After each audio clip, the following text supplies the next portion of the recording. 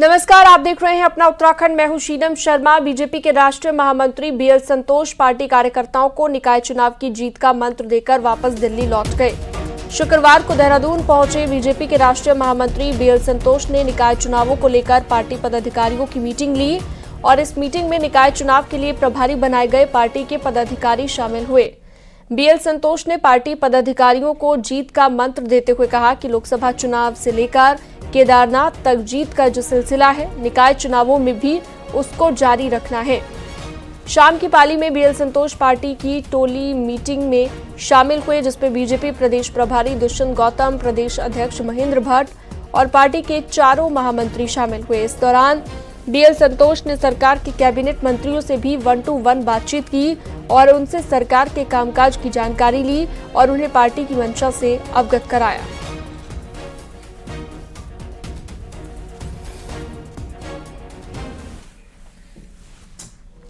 CM Pushkar Singh Dhami आज से रुद्रप्रयाग के 2 दिन के दौरे पर रहेंगे। सीएम धामी आज 3:30 बजे रुद्रप्रयाग के ऊखीमठ पहुंचेंगे, जहां पर सीएम ओमकारेश्वर मंदिर में आयोजित पांडव नृत्य कार्यक्रम में शिरकत करेंगे।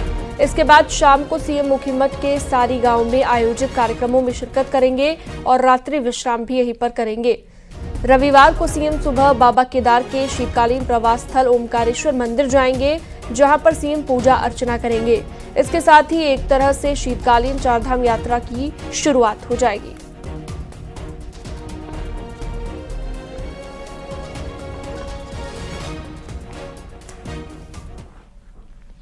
शुक्रवार को जुम्मे के दिन नरेंद्र नगर में हिंदू संगठनों ने नमाज स्थल पर हनुमान चालीसा का पाठ किया था। वहीं इस मामले में बीजेपी विधायक और सिद्धबली मंदिर के महंत दिलीप सिंह रावत ने इसे हिंदू संगठनों की प्रतिक्रिया बताया। उन्होंने कहा कि अभी तो शुरुआत है, अगर विशिष्ट समुदाय के लोग सुधरे नहीं तो आगे और भी कुछ होगा। उन्होंने कहा कि सनातन धर्म की व्यवस्थाओं में कोई छेड़खानी करेगा तो इसका परिणाम भी आएगा।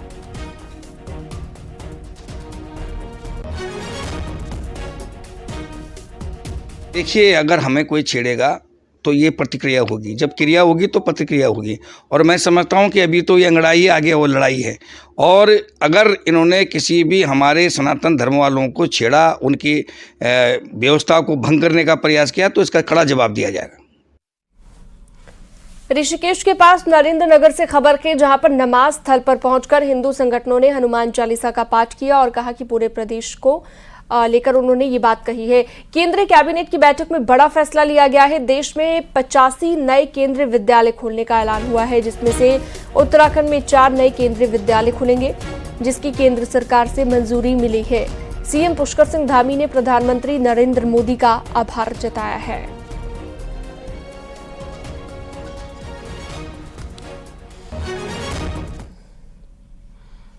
उत्तराखंड से बीजेपी के राज्यसभा सांसद नरेश बंसल ने शुक्रवार को संसद में ओटीटी पर सेंसरशिप का मुद्दा उठाया। नरेश बंसल ने कहा कि ओटीटी प्लेटफॉर्म पर सेंसरशिप जैसी कोई चीज नहीं है, जिसकी वजह से कई बार आपत्तिजनक और हानिकारक कंटेंट और संवाद प्रसारित होते हैं, जिसकी वजह से बच्चे उन्हें सीखते हैं और बोलना शुरू करते हैं, जो परेशान करने वाली बात है। नरेश बंसल ने सरकार से मांग करते हुए कहा कि ओटीटी प्लेटफॉर्म पर सेंसरशिप होनी चाहिए और अगर ओटीटी सीमा पार करते हैं तो उनके खिलाफ कानूनी कार्रवाई होनी चाहिए।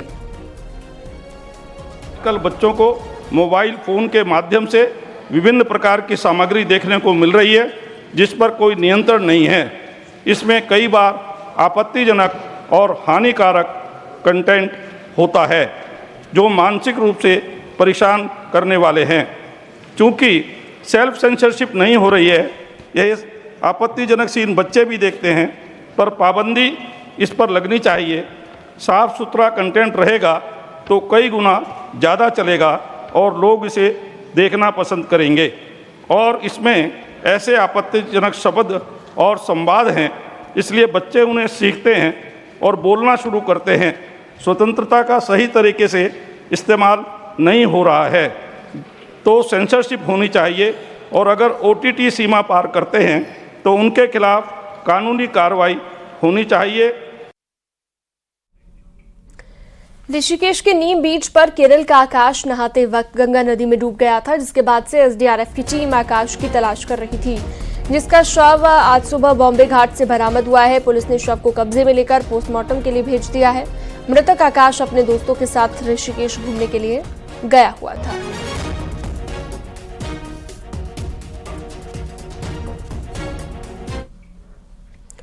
रुद्रपुर के नैनीताल हाईवे पर बेकाबू कार ने रोडवेज बस को टक्कर मार दी। दरअसल कार को बैक करते वक्त कार अचानक बेकाबू हो गई और कार ने पहले रोडवेज की बस में टक्कर मारी, फिर एक दुकान की दीवार से जा टकराई। गनीमत ये रही कि इस दौरान कार की चपेट में कोई नहीं आया, नहीं तो बड़ा हादसा हो सकता था। वहीं पुलिस ने मामले में कार्रवाई करते हुए कार को सीज कर दिया है।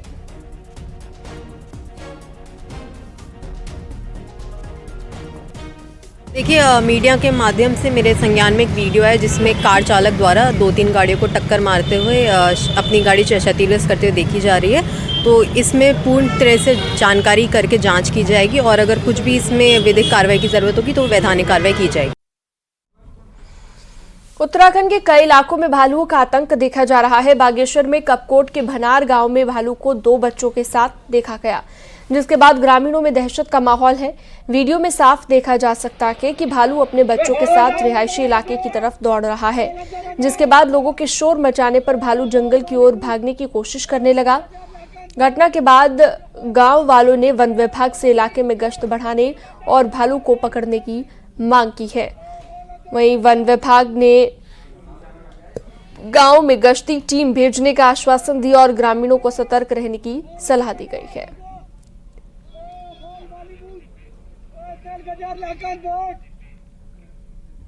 बांग्लादेश में हिंदुओं पर जारी हिंसा पर धर्म नगरी हरिद्वार में साधु संतों ने गुस्सा जाहिर किया है।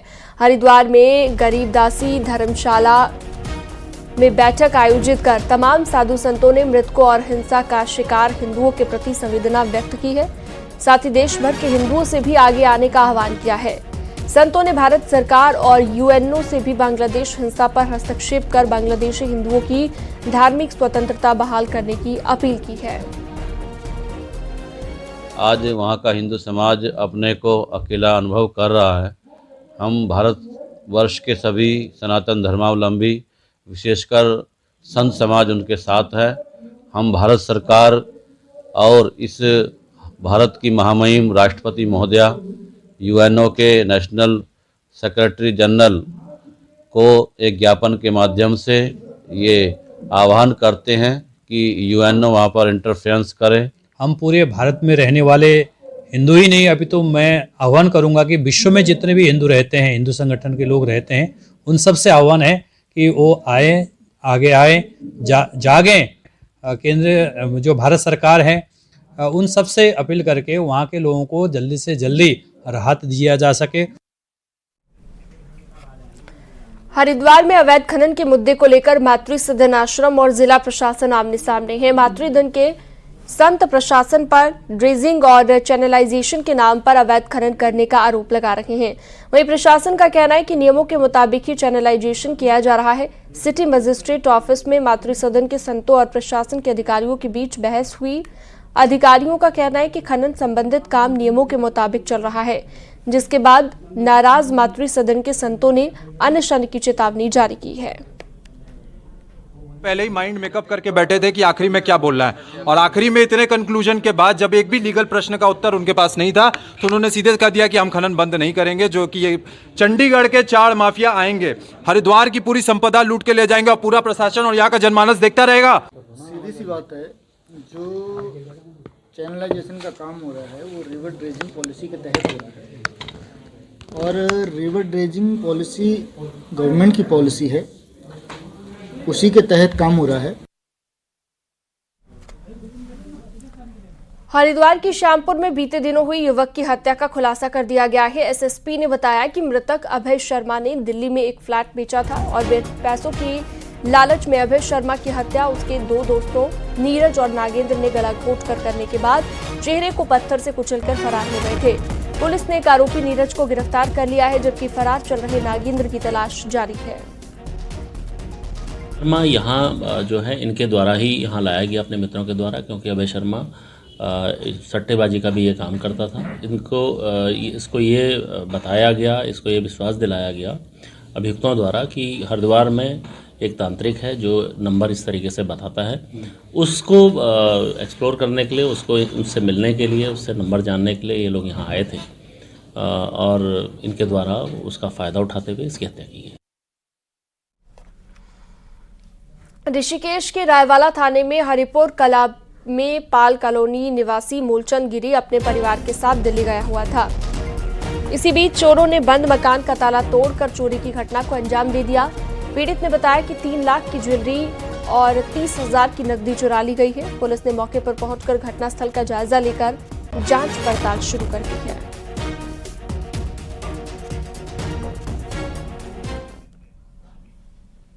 और चलिए सीधा लाइव दिखाते हैं आपको देहरादून के होमगार्ड्स मुख्यालय में होमगार्ड्स और नागरिक स्थापना दिवस पर कार्यक्रम हो रहा है, जिसमें सीएम पुष्कर धामी कुछ कह रहे हैं, सुनते हैं। 4 धाम यात्रा हो, कुंभ मेला हो, कांवड़ यात्रा हो, या अनेक अवसरों पर हमारे महानुभावों की जो यहाँ के कार्यक्रम होते हैं, उन सभी कार्यक्रमों में और धार्मिक आयोजन हो, या अभी उद्घोषक यहाँ से कह रही थी इन्वेस्टर ग्लोबल समिट हो, G20 हो, और जहां भी व्यवस्था बनाने की बात होती है, उन सभी व्यवस्थाओं में अपनी बहुत महत्वपूर्ण भूमिका निभाते हैं। इसके साथ ही विभिन्न चुनावों को आयोजित करवाने में भी होमगार्ड्स के जवान नियमित रूप से अपनी सेवाएं देते हैं।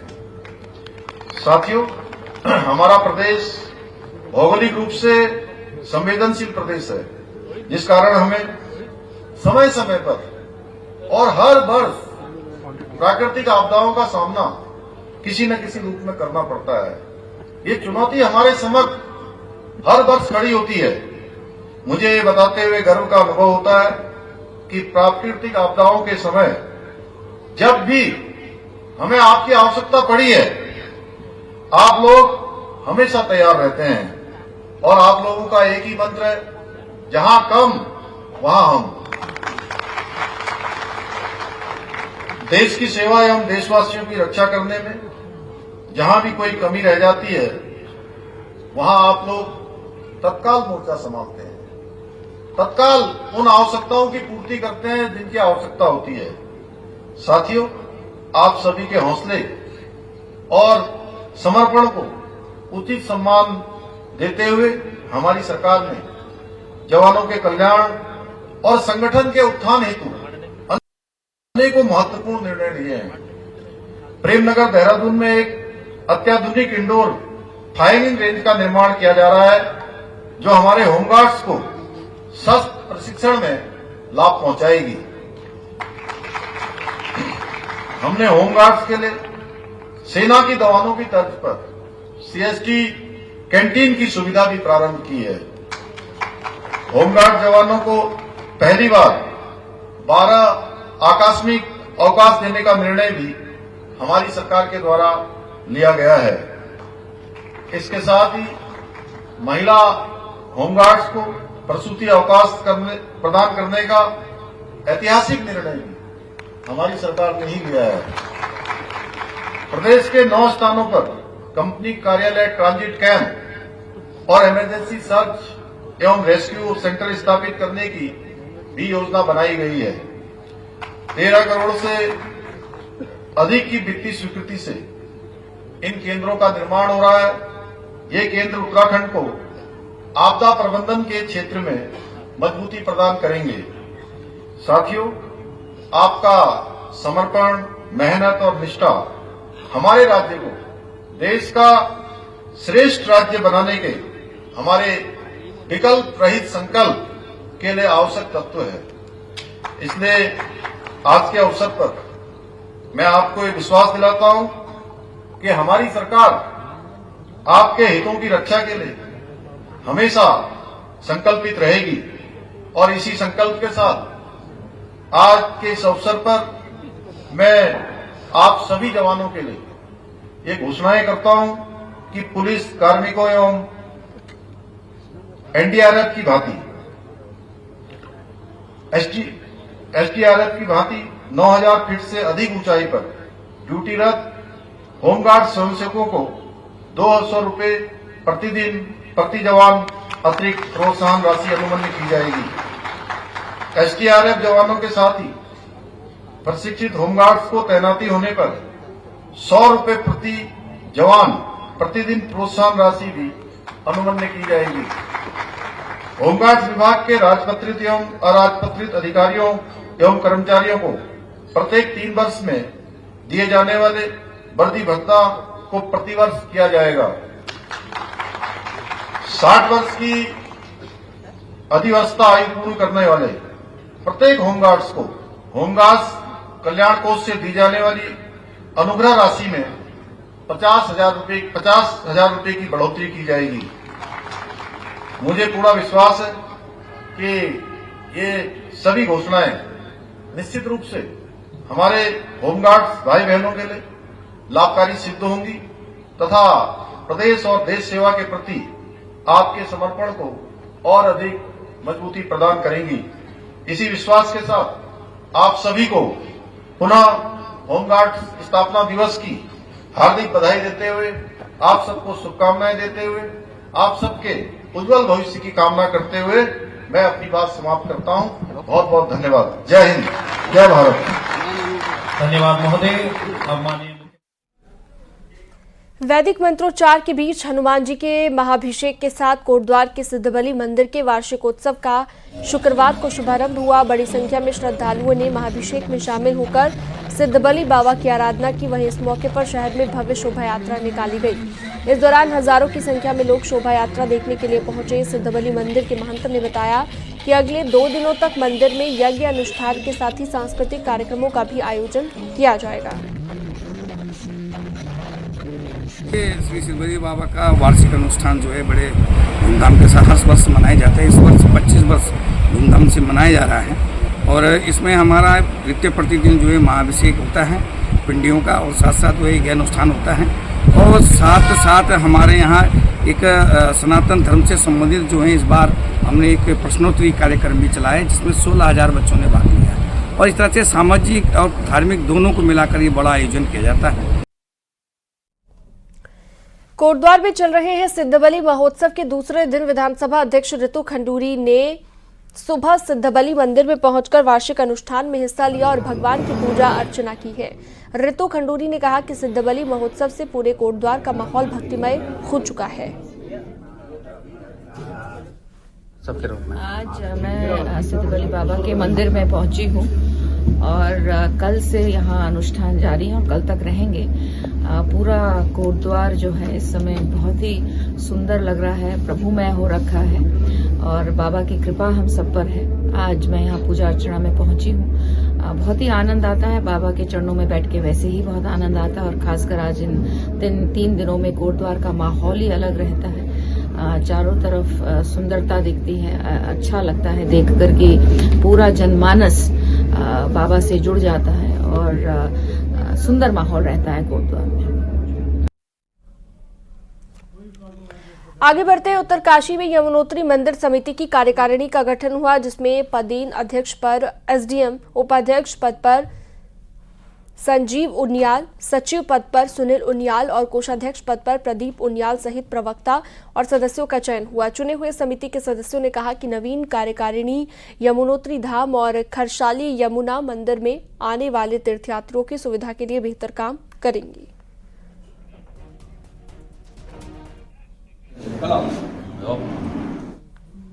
सोशल मीडिया पर एक वीडियो तेजी से वायरल है। व्हीलचेयर पर बैठकर एक दिव्यांग शख्स बंजी जंपिंग करता हुआ दिख रहा है। वीडियो ऋषिकेश के शिवपुरी का बताया जा रहा है जहां पर 117 मीटर की ऊंचाई से दिव्यांग ने व्हीलचेयर पर बैठकर बंजी जंपिंग की और सोशल मीडिया पर दिव्यांग शख्स की हिम्मत देखकर लोग उसके हौसले की काफी तारीफ कर रहे हैं।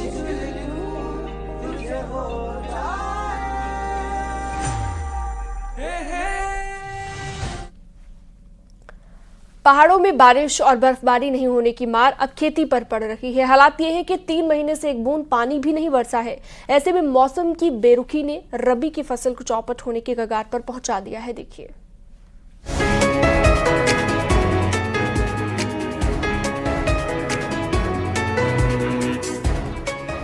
दिसंबर का महीना बीत रहा है, फिर भी इंद्रदेव की किसानों पर मेहरबानी नहीं हो रही है। बारिश की इस बेरुखी की मार सबसे अधिक रबी की फसलों पर पड़ रही है। हालात ये हैं कि गेहूं, मसूर, सरसों, जौ, चना, मटर के साथ ही कई सब्जियां उगने से पहले ही दम तोड़ने लगी हैं। गुजरा महीना इन फसलों के लिए काफी अहम था, लेकिन पहाड़ों में बीते 3 महीने बिना बारिश के ही गुजर गए हैं। 2024 के अंदर में जो रबी का मौसम शुरू होता है हमारा अक्टूबर से, तो अक्टूबर से और नवंबर दोनों महीनों में कोई बारिश नहीं हुई है। तो इससे जो हमारी जो बारानी खेती है उस पर तो बड़ा असर पड़ा है। हालात यूं ही बने रहे तो रबी की फसल बिना तैयार हुए ही पकने लगेगी। ऐसे में फसलों के चौपट होने के आसार नजर आ रहे हैं। पहाड़ों में आज भी 90% खेती मौसम पर निर्भर है।